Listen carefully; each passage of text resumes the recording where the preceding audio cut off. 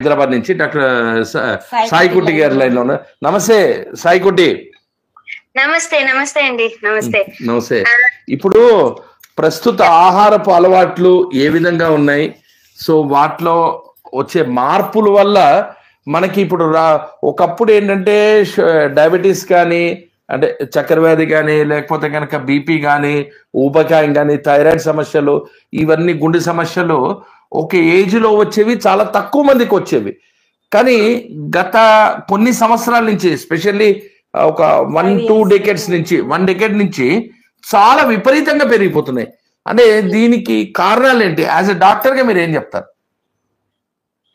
So first let me start by saying, ఆయుర్వేదం అనేది మనము ప్రకృతిని బేస్ చేసుకొని ఆయుర్వేదంలో ట్రీట్మెంట్ అయినా ఫుడ్ అయినా ఉంటుంది. సో అందరికీ ఒకే రకమైన ఫుడ్ ప్రిస్క్రైబ్ చేయము, అట్ ద సేమ్ టైం అందరికీ ఒకే రకమైన ట్రీట్మెంట్ ఉండదు. ఈవెన్ దో ఒకే రకమైన డిసీజ్ వచ్చినా ట్రీట్మెంట్ కూడా ఒకటే ఉండదు. That the same way food also.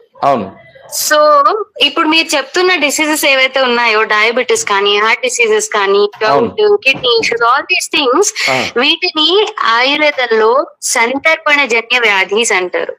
సంతర్పణ జన్య వ్యాధీస్ అంటే బాడీ ఓవర్ న్యూట్రిషన్ అయ్యి బాడీకి కరెక్ట్ దానికి తగ్గ ఫిజికల్ యాక్టివిటీ లేకపోయేసరికి వాట్ హ్యాపెన్స్ ఈస్, ఆ కఫం అనేది ఆయుర్వేదిక్ ప్రిన్సిపల్స్ లో వి కాల్ ఇట్ కఫం. మామూలుగా మనం మాట్లాడుకునేటప్పుడు కఫం అంటే mostly we indicate it as phlegm or స్ఫుటం, అది కాదు. కఫం ఇస్ సంథింగ్ దట్ మన బాడీకి పౌష్టికత ఇచ్చేది కఫం.